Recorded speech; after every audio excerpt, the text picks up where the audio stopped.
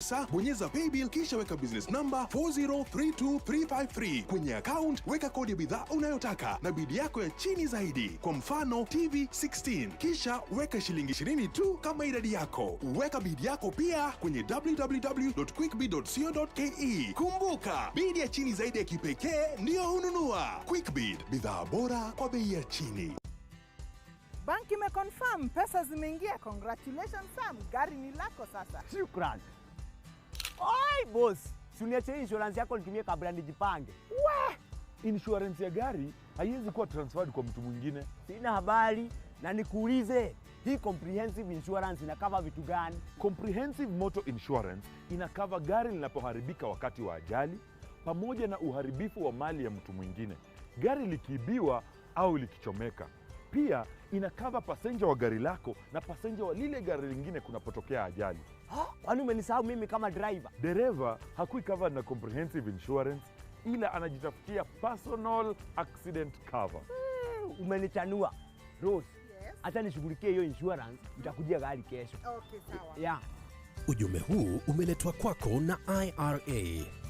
IRA, bima bora kwa taifa.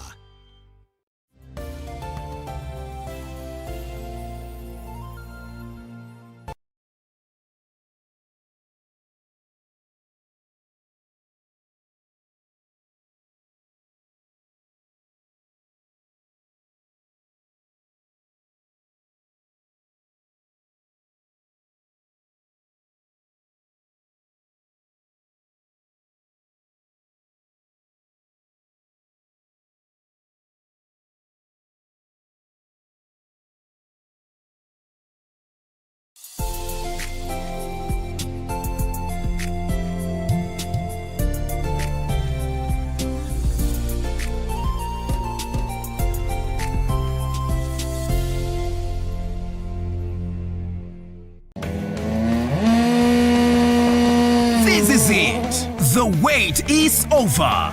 The rally drivers are here. 2 days to go to the biggest sporting event this year, the WRC Safari Rally. Catch all the drama and action of the Safari Rally live and exclusive on KBC Channel 1 from 24th to 27th June. This event will also be covered live on KBC Radio Taifa and streamed live on www.kbc.co.ke. Don't miss out. Rally in the wild with KBC Channel 1, your true sports partner.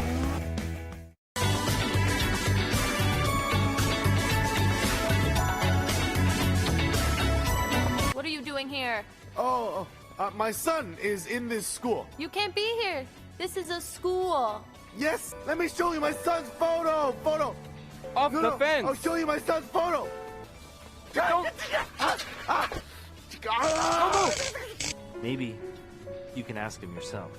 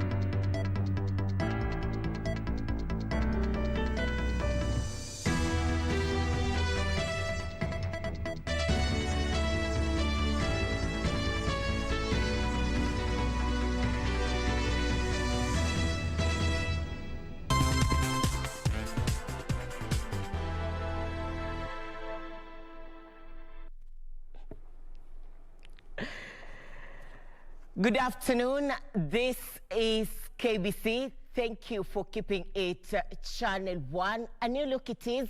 A very warm welcome to the Lunchtime News. My name is Irene Muchuma Udim. On sign language interpretation, we have Lucy Mwaura. Do interact with us on our social media platforms at KBC Channel 1 on Facebook, YouTube, and Twitter. Top story this afternoon. The fight against COVID-19 disease in the country received a boost following the arrival of 360,000 COVID-Shield doses into the country. Health Principal Secretary Susan Mochache said the arrival of the AstraZeneca vaccines, which is a donation from the Danish government, will boost the ongoing second dose vaccination exercise that commenced late last month. The consignment of COVID-Shield doses, a donation from Denmark, landed at the Jomo Kenyatta International Airport on Monday night and was received by senior government officials led by Health Principal Secretary Susan Mochache and Foreign Affairs Chief Administrative Secretary Ababu Namwamba. Mochache says the government is committed to source additional doses, which are expected on August in a move to ensure all Kenyans due for the second vaccination get their dose. Hopeful that in the next coming weeks we'll be receiving some additional vaccines from the COVAX facility. About 180,000 vaccines will be coming into the COVAX facility to now add on to what we have already received. We are also aware that the US government has also offered to donate some vaccines, and Kenya is among the few countries that have already been identified to receive those vaccines.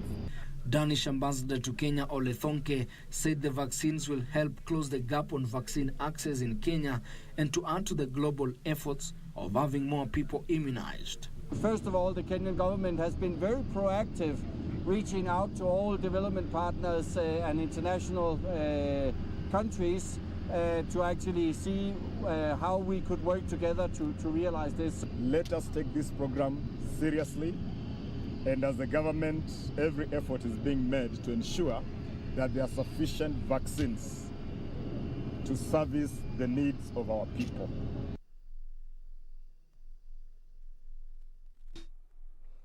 And Amani National Congress leader Musalia Mudavadi is pitching for increased allocation of budget for the judiciary and investigative agencies to boost war on corruption. Mudavadi is also calling on the government to embrace fiscal discipline. He spoke during the Perspective, a live interview here on KBC Channel 1 during the Monday Prime edition hosted by Tom Boyer. We are financing our issues through a deficit mechanism. Fiscal discipline needs to be restored so that we have a better balance between what we raise through taxes and our public expenditure. Now, to fight corruption, we cannot fight it if you're in constant conflict with the judiciary.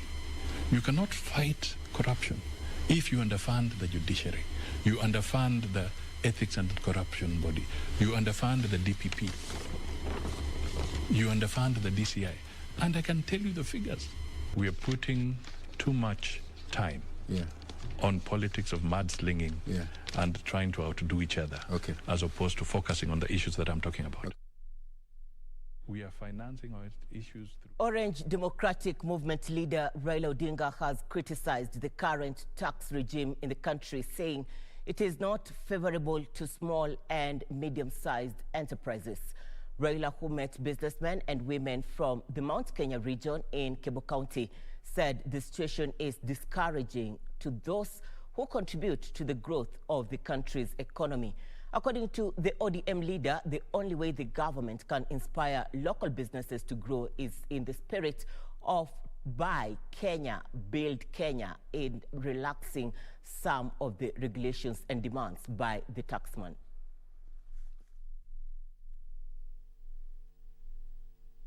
I refuse to believe that our people are lazy, that our people cannot do it. Our people only lack opportunities. They lack the support that is required. And you must start in the business at the level of SMEs. SMEs. Because that is the backbone of an economy. You cannot build an economy on the basis of foreign investment alone. Foreigners do not come to invest in a country to grow the economy. They come in to invest to make profits and repatriate their profits back to their countries. But a local investor plows back the profit into the economy.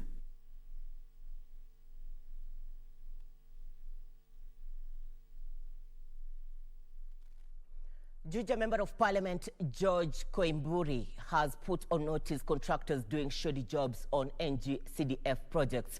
At the same time, Koimburi announced plans to build at least 5 new boarding schools in the constituency.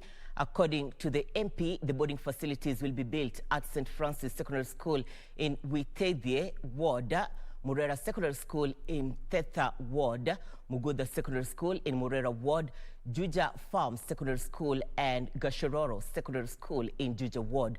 He was speaking at Thetha Ward when he presided over distribution of bursary checks worth 25 million shillings to 5,000 learners in secondary schools, colleges and other institutions of higher learning.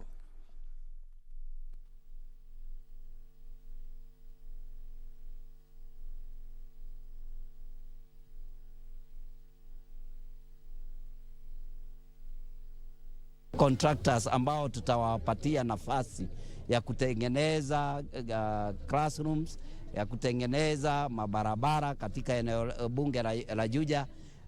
Nitahakikisha ya kwamba wamefanya kazi ambayo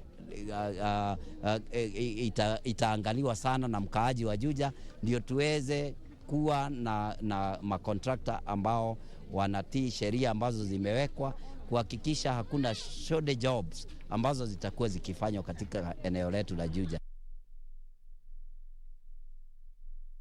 Residents of Kieni village in Kasuku area of Oljoro Orok constituency are decrying frequent invasion by marauding hippos that stray from the neighboring Lake Olbolosat. The residents claim they have lost crops worth millions of shillings, and the hippos also pose a security risk to them. 81-year-old Benjamin Komu was attacked by a hippopotamus at his home while he was checking on his cows. Ni dakika chache alirudi aliangalia mimi akarudi. Sikujua, lakini alikuja nikamuona akiwa karibu tu kama mita 5. Sasa tukapabana. Sikubabana lakini kushikwa. Na akanifanya vile alifanya. Komu was rushed to JM Karaoke Memorial Hospital in Laikipia County, where he was treated for injuries on his right arm and ear. Mbio nilifungwa mkono na nikashonwa usikio.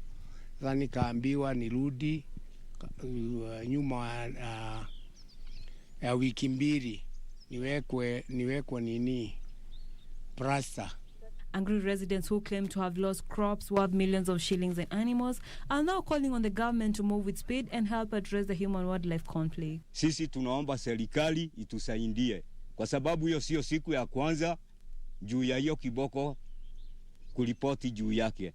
Ili ombi tungeweza kuomba kwa serikali ni kututolea hii guo itutoke kwa mashamba yetu irudi kwao. Angalau wakate mtaro, angalau vile watatusaidia tu, bora ni watuweke imani kwa mashakula yetu. For over a decade, they claim the Kenya Wildlife Service officials come and scare the wild animals back to their habitat and then leave the residents with only words of consolation and no compensation for their losses. Tungeomba serikali itulipe, angalau iturudishie hasara, kwa sababu tutaenda wapi na tutalilia wapi? Sisi ni watu wa mafuti, sisi ni watu hatuendi kwa makazi, sisi tutatemegea mishamba. Patricia Waithera for KBC Lunchtime News. Uhuru Primary School in Nyandarua County that was closed early last week after 16 pupils and 4 teachers from the institution tested positive for coronavirus has been partially reopened, with class 5, 6 and 7 pupils now in school. Speaking during a coronavirus awareness campaign by the Ministry of ICT, Innovation and Youth Affairs, Nyandarua County Commissioner Benson Lepar-Morijo said the institution will fully reopen once health officials give it all clear. Lepar-Morijo said the county has received about 24,000 doses with more expected.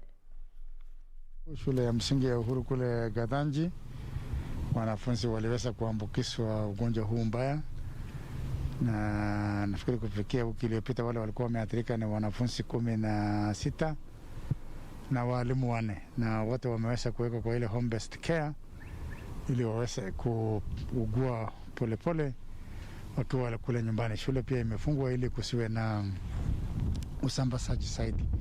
Kama kaunti tumeweza kupata chanjo doses 24,000. Ile awamu ya kwanza ilikuwa 22,000 na ile ya awamu ya pili ilikuwa ni doses 2,000.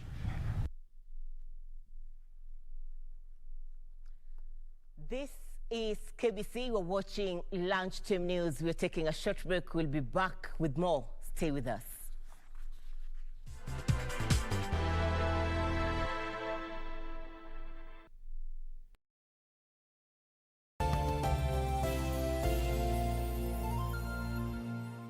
Malaria ni ugonjwa hatari sana unaoua watu wengi hapa Kenya. Japo kuko na korona, hatari ya malaria bado iko. Mtoto huyu alikuwa na joto jingi, kutetemeka, kuumwa na viungo na uchovu. Alikimbizwa hospitali ya umma ambako sheria za COVID-19 huzingatiwa na ni salama kwa shughuli ya upimaji. Vipimo vilionyesha kuwa ana malaria na papo hapo daktari akampa dawa za malaria na kumshauri azimalize, na ili kujikinga wawe wakilala ndani ya neti iliyotibiwa. Malaria husambazwa na mbu. Walio hatarini ni watoto wa chini ya miaka 5 na akina mama wajawazito. Kupimwa na kutibiwa ni bure katika hospitali zote za umma.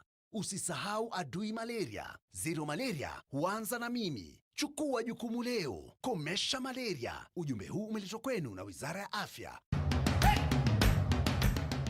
Bwana Motiso, pikipiki yako ndio hii. Ukoshoni yangu. Hii pikipiki ni unakumbuka uniekelea the lowest unique bid yako ilikuwa ngapi? 18 shillings. Na unajua kuendesha hii gari?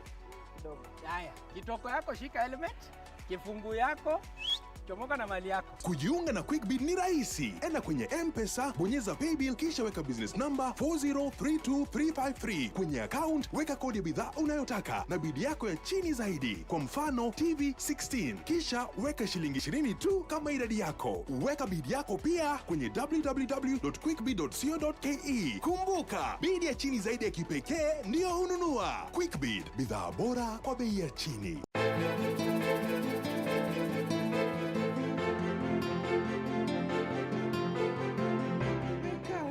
Starehe zako, lakini ujue huku nyumbani majukumu yanakungoja. Mimi naja Lea, naja.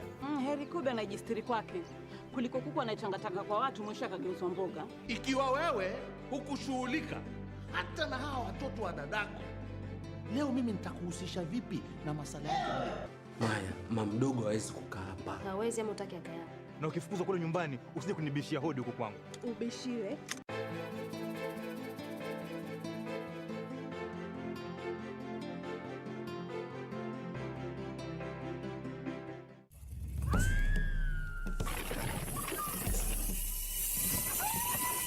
Travel comes in different shapes and forms. But what's important is getting out there and off the beaten path. Learning about different cultures. Getting that adrenaline pumping whilst taking in nature's beauty. Mucho gracias. Bene, bene. Beautiful.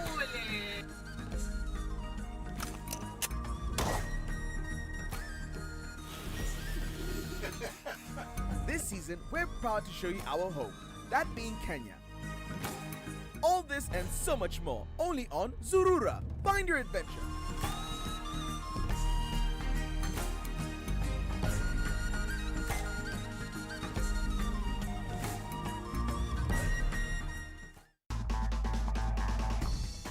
Thank you very much for coming here for this event. This event was launching of the broadcasting rights for KBC for the World Rally Championship, the WRC Safari Rally for this year, 2021. Therefore, every Kenyan is going to be able to have an opportunity to watch every step and every action that is going on the rally. It's a great time for us. We're very excited that after 19 years, the rally is actually back here in Kenya. The President has put a lot of effort to ensure that this has happened, as well as the Ministry of Sports under CS Amina Mohammed, to make sure that we're going to see this great event come back to our country. The most powerful story of all time continues to shape our world. He will lead us to a new home. He has promised descendants as numerous as the stars. Helps define who we are, how we live, how we love, how we struggle and overcome. This is the Bible.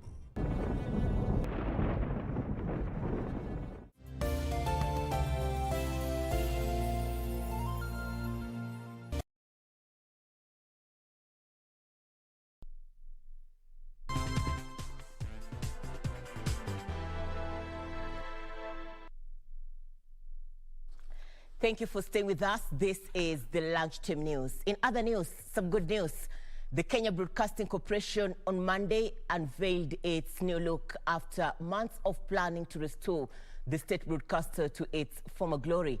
Speaking during the launch held at the Serena Hotel in Nairobi County, KBC Managing Director Naim Bilal said the revamp has taken into consideration 6 core pillars, among them content revamp and infrastructure, which purposes to transform the station to a modern world-class national broadcaster.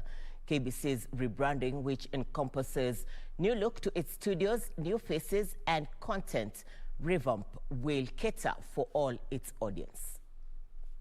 Goals.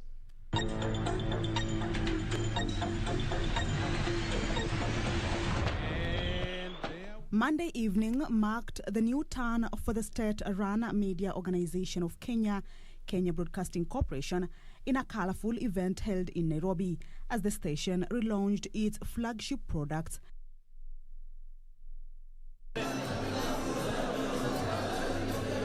Radio Taifa, KBC English Service and KBC Channel 1 TV.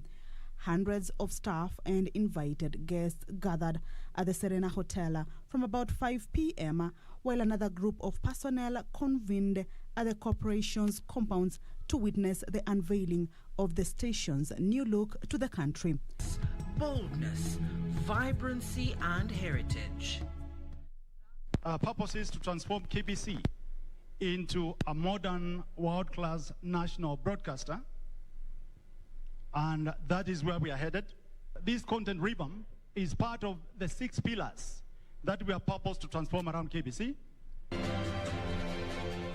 At about 7 p.m., the station unveiled to the public its new set of studios that were graced by new faces of anchors for the Darubini Bulletin at the State Broadcaster House. Tuelezee ni yapi ambayo ungependa kuona kwenye sura hii mpya ya KBC. KBC's relaunch comes 11 years down the line since the last rebranding, bringing on board renowned media personnel who will blend with the current set for the primetime bulletins.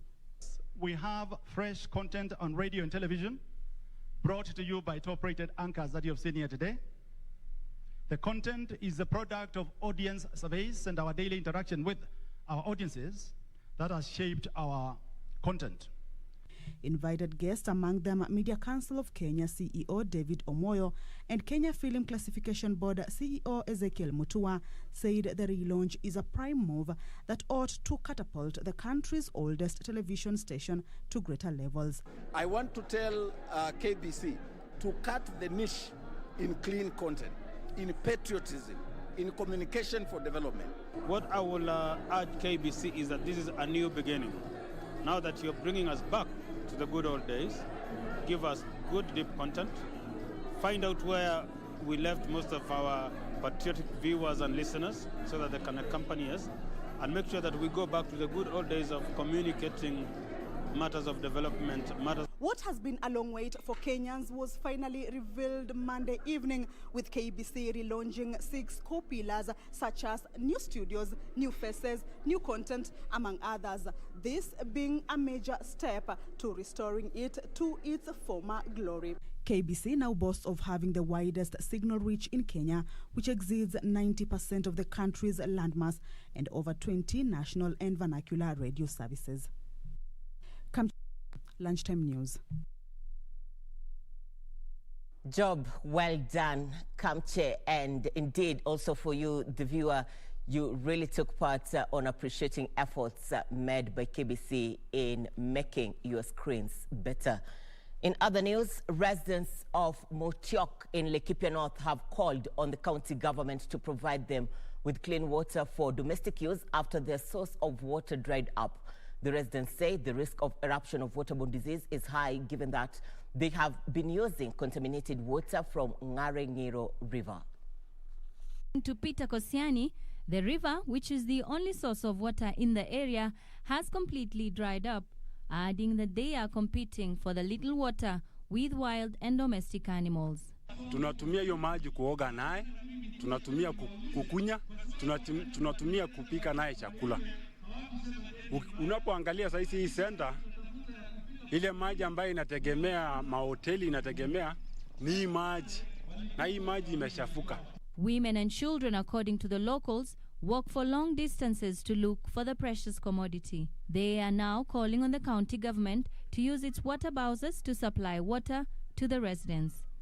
Mandofu na kunya, sisi hatuna maji ya kukunya tafadhali. Kwa hiyo kama serikali iko na nguvu, asaidie sisi ile marori ya maji, aletea community maji. Laikipia North is experiencing a dry period after rains failed in the region. Ile maji ambayo tunategemea hapa ni ya hii mto. Na hii maji imekuwa chafu sana. Bado watu wanasikia matumbo yao. Matumbo tumbo sio mzuri. Juu saizi wamekuwa wakiara na kutabika. Reporting for KBC Lunchtime News, Amnesty Emmanuel Okoth. A family in Engashura, Nakuru County, is counting losses after a 5-acre maize plantation was destroyed by goons over land dispute. The family is now pointing an accusing finger to one private developer who they claim has been trying to evict them from the piece of land. Eunice Wamboi, owner of the 5 acres land under maize plantation, has alleged that crops were destroyed by goon hired by a private developer who wants to evict them from the land. She claims the incident, which happened in the dead of the night, involved youths who slashed their maize plantation with instructions to clear the farm. Wamboi claims that the land was allocated to her husband through the Nakuru District Ex-Freedom Fighters Organization, of which he was a shareholder. Sasa ninauliza usaidizi wangu utoke kwa wale watasikia vile mimi nasema. Kwa sababu asubuhi hii ninasimama hapa, ninakuja nikakuta shamba yote hakuna kitu, imekatakatwa maidi yote hakuna kitu, na ikawekwa beacon ile mimi sijui iliwekwa usiku au mchana, na mambo yote iko kotini. Wanaruka koti wakafanya vile wanataka. Tunashtuka sana. Na wakati niliona hii mahindi imepekwa, nilisikia roho yangu imeisha nguvu. Naomba baba ya taifa atusaidie, serikali itusaidie tu, waone pahali tunaweza kwenda. The company secretary Charles Mbogwa has called on the Ministry of Lands and the police to investigate the matter, adding that they had received numerous complaints from members and their beneficiaries. Ningeomba serikali ichunguze hii maneno. Na ione kwamba hata kwa hii protocol hapa naye hii shamba tuko kwa hii imewekwa beacons. Ikawa subdivided, iuziwe watu na kesi ingali kotini. Na kwa ajili najua mama mwenye hii shamba hana uwezo ndio anafanya mambo hayo. Na miaka hiyo yote uone kutoka 1969 tuko kwa hii shamba. Na hakuna mtu ambaye amewahi kuja kwa hii shamba. Na kwa hivyo wale wanaondolewa wakati huu ni wenyeji wa hii shamba. Ni wenyeji wa haki ya hii shamba.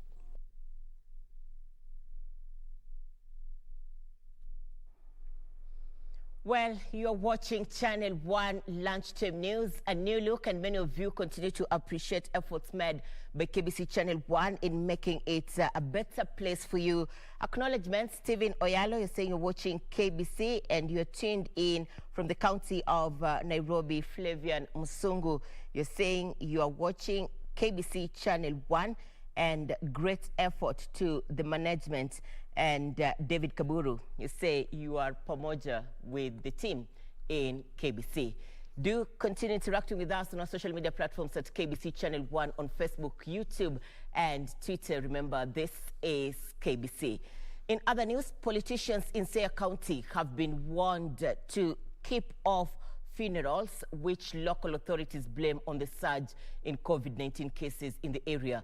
Siaya Deputy County Commissioner Enoch Nyarango said that instead of the politicians turning the occasions into 2022 election platforms, they should join the government in campaigns to kick out the deadly virus that was taking toll on the citizens.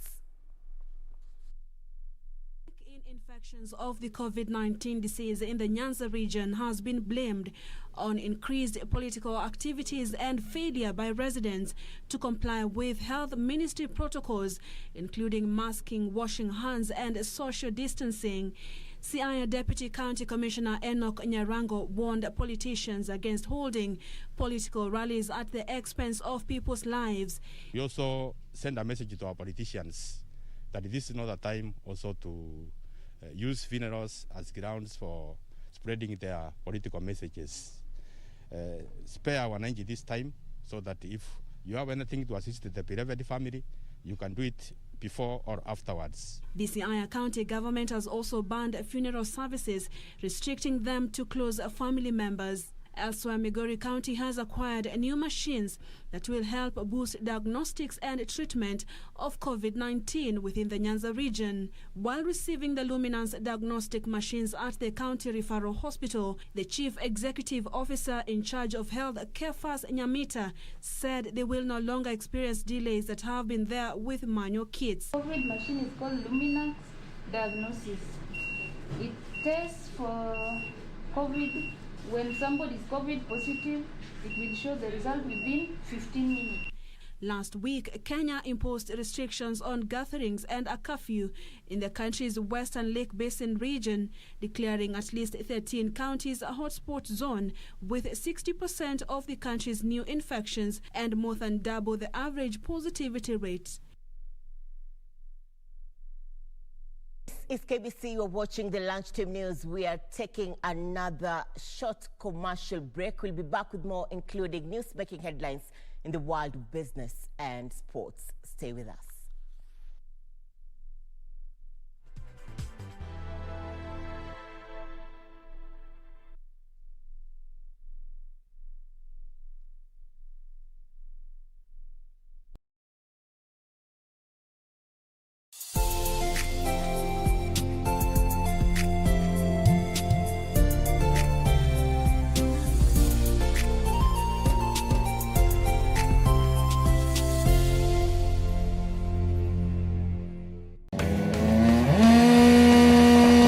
This is it. The wait is over. The rally drivers are here. 2 days to go to the biggest sporting event this year, the WRC Safari Rally. Catch all the drama and action of the Safari Rally live and exclusive on KBC Channel 1 from 24th to 27th June. This event will also be covered live on KBC Radio Taifa and streamed live on www.kbc.co.ke. Don't miss out. Rally in the wild with KBC Channel 1, your true sports partner.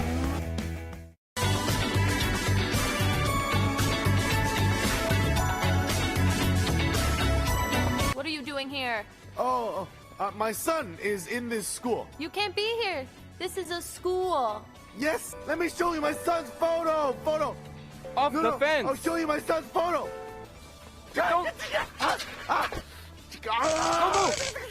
Maybe you can ask him yourself.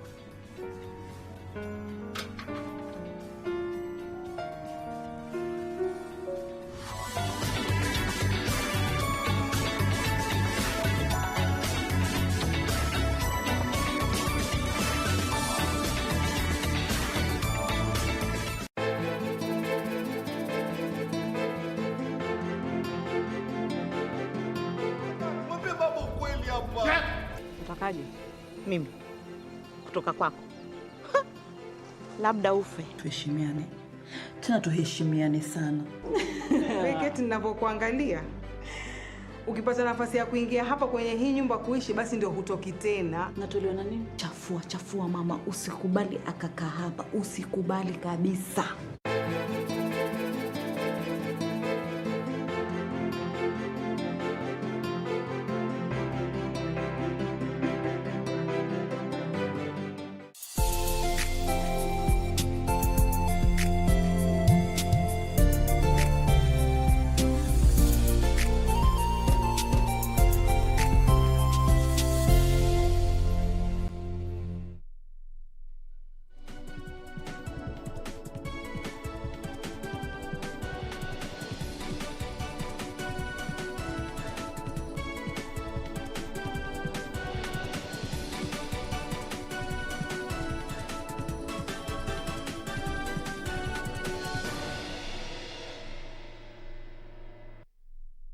For Channel 1 Business News, unlike last year when the COVID-19 pandemic disrupted tourist arrivals at the Masai Mara Game Reserve during the wildebeest migration, the case is different this year. Tourists have started arriving with hotels at the game reserve, setting up COVID-19 testing laboratories as the high tourism season begins to pick up. Travel disruptions as countries implemented the COVID-19 containment measures saw fortunes in the hospitality dwindle. Most countries reported more than 40% reduction in tourist arrivals. But as countries open their skies and borders to foreign travel, tourist activities have started to pick up. At the Masai Mara Game Reserve, hotels have reported increased bookings and arrivals in readiness for the annual wild beast migration. We have seen quite a number of foreign and local tourism coming up, which is very encouraging, considering last year same time the whole of the Mara and other destinations were all empty due to the outbreak of the COVID-19. Hoteliers say they have received a good number of domestic and international tourists, mostly from the United States of America, helped by countries embracing COVID-19 vaccination. We have put up protocols to ensure safety for all our guests, including sanitizing in various areas. Setups in the restaurants have also been, well set to ensure there is distancing, so that everybody who comes in will feel secure. When tourists arrive at hotels, they being tested in laboratories set up by hotels to ensure that arriving are free from COVID-19 and adhere to the COVID-19 rules. Now that we are back, we just urge Kenyans to adhere to the protocols, the COVID protocols, so that we can keep the economy running. This is unlike last year when the COVID-19 pandemic disrupted tourist arrivals at the Masai Mara Game Reserve during the wild beast migration. Positive returns there for the tourism industry. In other matters, the Kenya Breweries Limited is asking the government to consider lowering taxes on selected beer brands to help combat consumption of illicit and counterfeit alcohol. KBL Managing Director John Musunga says is urging further distillers to come up with products for the different clientele base. A lot of the money that goes into a bottle of beer tunajua ni tax, but for senator, government walisonga kidogo, sisi tukasonga kidogo, ili bei iingiane. Tunajua uchumi imeenda chini, maneno ya COVID imeingia, ukweli? Msirudi tafadhali kwa zile dens wanakupea vitu chafu, tunaonanga kwa TV. Perceived risks is hampering uptake of leasing programs rolled out by the government as alternative financing options. To correct this, GAP Solutions Managing Director Gilbert Odadi is urging tech innovators to customize fleet and operation management technologies targeting both motorized and non-motorized assets to drive uptake of leasing, especially by counties. The national government initiated leasing of medical equipment under Managed Equipment Services Project in 2015 as an alternative healthcare financing option to scale up health infrastructure for provision of specialized medical care. In subsequent years, leasing has been extended to motor vehicles with the aim of cutting costs and boosting service delivery in the counties. But now, for these corporates that are leasing, they find more efficiency in that. And the other part I would say is there is also the parts flow down there. And now, as a funder on the bank side, this I was talking about on the leasing side, but on the bank side, there is a strong ecosystem. There is growth in those SMEs, and as they grow, obviously, they need the bankers. Despite being termed as a solution to the perennial funding challenges in government, where vehicles and equipment lay grounded for years for lack of funds to maintain or repair them, a majority of counties and private sector players remain skeptical, citing risk. Vehicles have to be serviced within a period as per the schedule. Now, if a system comes with a way in which it be able to alert or inform whoever is concerned that the service for that vehicle equipment is almost due. And that way, therefore, you start preparing for that particular service, and you ensure that the vehicle doesn't go beyond the service, because in subcontracts for the leases, that comes with a penalty if you don't take the vehicle for service within the specified period. Going forward, the National Treasury plans to roll out a national leasing policy that will provide a framework and guide future agreements to avoid stalling of projects and revenue losses. Regina Manyara reporting for KBC Lunchtime News. Now, the UK government plans to start negotiations to join a free trade area which could grant businesses access to some of the biggest economies of the present and the future.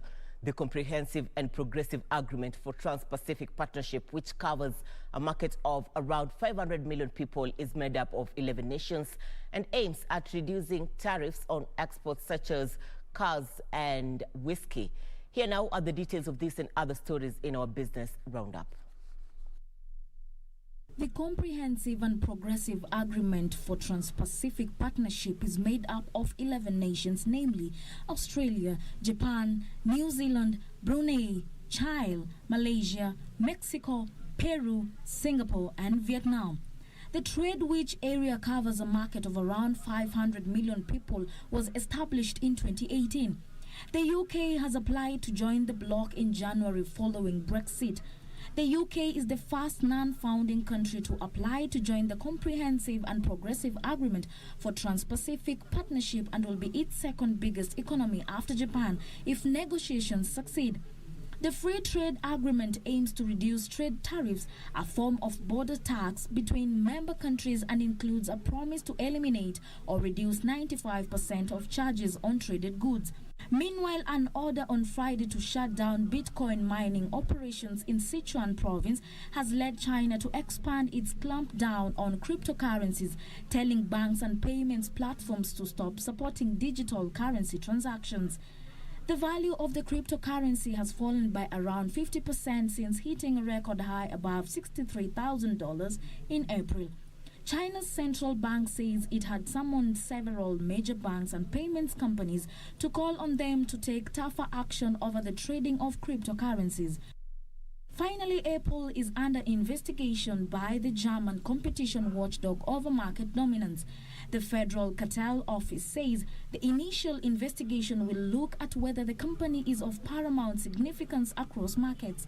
Apple said it looked forward to having an open dialogue with the Federal Cartel Office about any of its concerns. The office plans to examine whether with iOS, Apple had created a digital ecosystem around its iPhone that extends across several markets. In June, the UK's Competition Market Authority confirmed it was investigating Apple and Google over their effective duopoly in mobile app stores, operating systems and web browser.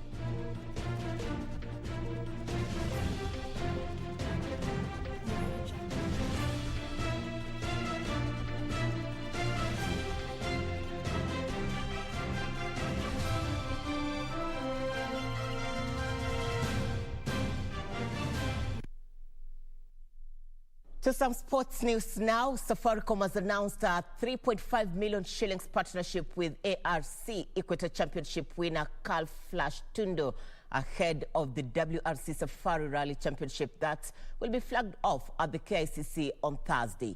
Tundo will drive a Volkswagen Polo and will be navigated by Team Jesop.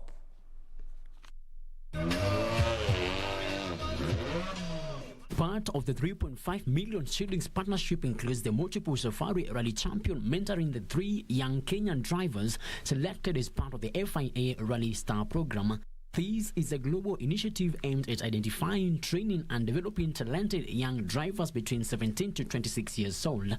The 3 Kenyan drivers who have been selected for the FIA Rally Star program are Jeremy Wahome, Hamza Anwar, and Makure Mutwiri Kimathi. Multiple Safari Rally champion Kaltundo will be driving Amenti Motorsports Volkswagen Polo, the same car that saw him cleanse the 2021 ARC Equator Rally. It's a long way off. You know, the WRC cars are a lot different to this. They're 100 horsepower more. I don't think I have a podium prospect, but I'm hoping to be the top Kenyan, the top African, and top in my class, which is WRC3. Tundo is a 5 times winner of the Safari Rally and in 2009 was crowned Intercontinental Rally Challenge champion, making him the first and only Kenyan winner of an IRC round. Safaricom's partnership with Tundo brings their investment in the WRC Safari Rally to 21 million shillings. Frederick Mwoki for Channel 1 Sports. Tight security measures have already been enforced in all the sections of the WRC Safari Rally, with the event set to start on Thursday. This is due to the FIA restrictions that have been brought about by the coronavirus pandemic and has caused so many deaths around the world since its outbreak in March last year. The WRC Safari Rally, returning after 19 years, will be televised live on KBC Channel 1. Going to be an event like no other. First, it will be a first event in 19 years, and one being held after the coronavirus pandemic, which struck the world 16 months ago, causing so many deaths worldwide. Return to Sport Formula opened the door for the WRC Safari Rally to be held in this country, starting from the 24th of June this year. And this global event is coming back, but at a cost. Due to restrictions that will ensure the virus does not spread, strict measures had to be enforced in all sections of the WRC Safari Rally. Our work here is to restrict movement and to do security checks and to confirm through a network that we have. We have very many checkpoints, as you had seen before you came. We had a check at the entrance. We have another check. We have another check over there. This one, there is entry and exit. So you have very many checks for scrutinizing who are getting in and controlling.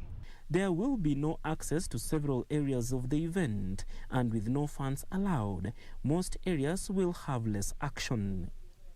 There will be areas where only emergency vehicles and personnel will be allowed, and some areas only persons with WRC passes will be allowed to access. Every car that comes in through this entrance has to have a sticker. There is a special sticker for WRC, plus you have to have a badge. So that's how we have very many levels. This is like a lower level. There is another higher level and another higher level. Bubbles for services like hotel personnel is also a law, and COVID negative test results tags will be issued to allow access to other areas. COVID-19 measures we have from the lower level at the gate. We have the people who are scrutinizing people, the temperatures and sanitizing. Plus we have those who have been tested. There is a level, like now this is a lower level, LDA. These laws have already been enforced, and they will remain in place throughout the event. And with President Uhuru Kenyatta also expected at the event, even more stringent measures are expected in days to come from tomorrow. Kenya expects to host this event and many other international events in the near future, and 100% success of this year's WRC Safari Rally will open a door for the hosting of such events. For Channel 1 News, I am Barclay Feather. Across the borders, Belgium secured wins in all the 3 group games at a European Championship for the first time, with a battling victory that left Finland's hopes of qualifying for the last 16 in the balance. Finland's defeat by Belgium in Group B means England is guaranteed to qualify whatever the outcome of its match against the Czech Republic tonight. It's the corner. Belgium to break through. De Bruyne. Lukaku for sure. He has pinned that in. And no one will rob him of that.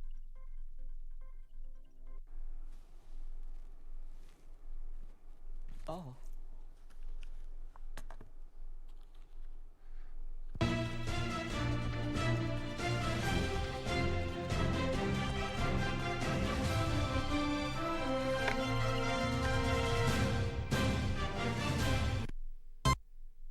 And we have come to the close of Channel 1 Lunchtime News. Thank you so much for your company. We do appreciate your feedback also on the social media platforms. My name is Irene Muchuma Odim. On sign language interpretation, we have Lucy Mwaura. For more details on just aired items and many more, do log on to www.kbc.co.ke. Good afternoon.